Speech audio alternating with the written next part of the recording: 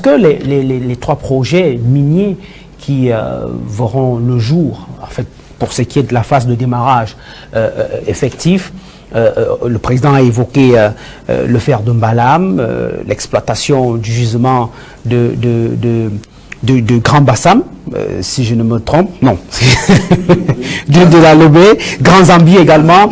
Est-ce que au regard de ce que ces projets sont censés apporter dans notre PIB, l'ampleur de ces projets, notamment la création d'emplois, ce que l'État lui-même va gagner, est-ce que cela ne pourra pas être une sorte de compensation si jamais le prix du litre de carburant venait Je vous ai toujours dit de faire des émissions économiques parce que ça montre que vous ne comprenez même pas le problème du Cameroun. Le problème du Cameroun, c'est le déséquilibre extérieur. Ça veut donc dire que pour évaluer quel est l'apport d'un projet dans la situation du Cameroun, il faut évaluer ce que ce projet apporte en termes de devises ou en termes d'économie des devises. Nous n'avons pas un problème. Les autres problèmes sont en quelque sorte des conséquences. Mais le principal verrou est que nous cumulons chaque année 1000 milliards de déficit commercial.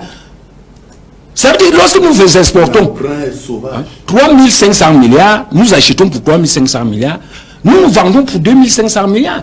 Et les 1000 milliards là, c'est une dette qu'il faut compenser.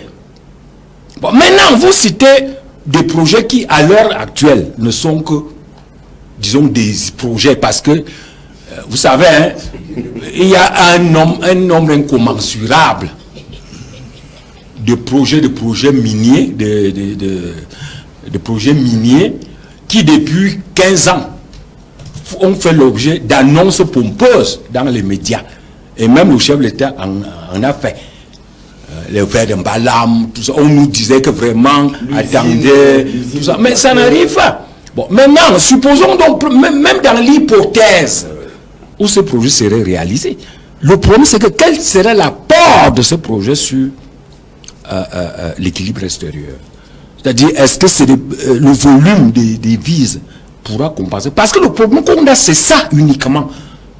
Le reste là est la conséquence logique. Les problèmes d'emploi, c'est la conséquence logique. Les problèmes de misère, l'augmentation des prix, c'est la conséquence logique de ce déséquilibre macroéconomique que peu de gens voient. Et les gens croient que... C'est pour ça que j'ai été très étonné avec le discours du chef de l'État. Parce que, en fait, lui-même n'a pas de bons conseillers. C'est-à-dire que on ne lui explique même pas la situation réelle. Là, c'est le contenu. Bon, on croit qu'on peut, par exemple, on croit qu'on peut réaliser les problèmes de prix ou les problèmes d'emploi sans prendre des ruptures macroéconomiques en haut, au sommet, les mesures sur la monnaie, par exemple. Sur la politique commerciale, sur la politique budgétaire. Et on s'imagine qu'avec des petits projets et des petites mesures et des mesurettes, on ne peut pas, ce n'est pas possible. Et ça peut être considéré comme un début de... Non, le début, vous avez compris le problème. Si vous n'avez pas compris le problème, vous pouvez faire même 1000 débuts. Ce n'est pas possible. Lorsque vous avez même une élite elle-même, qui est la première destructrice des mères des vies de la nation. Ils boivent les pétrous, ils roulent dans les gros véhicules, ils importent tout. Vous voyez une élite qui prétend redresser le pays, les ministres qui prétendent redresser le pays. Vous regardez comment ils sont habillés. Regardez ce qu'ils dépensent. Parce que ce que certains oublient, c'est que lorsque un ministre boit un champagne de 80 000, Moins cher, hein. oui, c'était ça de cacao qu'il a mis dans le feu. C'est-à-dire qu'il a détruit ça à jamais pour le Cameroun. C'est ça la réalité. Mais quand vous ne comprenez même pas ça, quand vous ne savez pas que votre problème c'est quoi, c'est que vous dépensez trop inutilement à l'extérieur, alors que vos ressources, vos capacités d'achat sont faibles. D'accord. Alors, on demande au chef d'État, oui, il peut faire, il peut rien. Il ne peut rien à partir du moment où il y a ce verrou macroéconomique. Oui. Tout ce qu'il peut faire, c'est le discours. Et c'est pour ça que, vous savez, dans la tradition africaine, quand un chef échouait, par malchance ou par incompétence, on le tuait.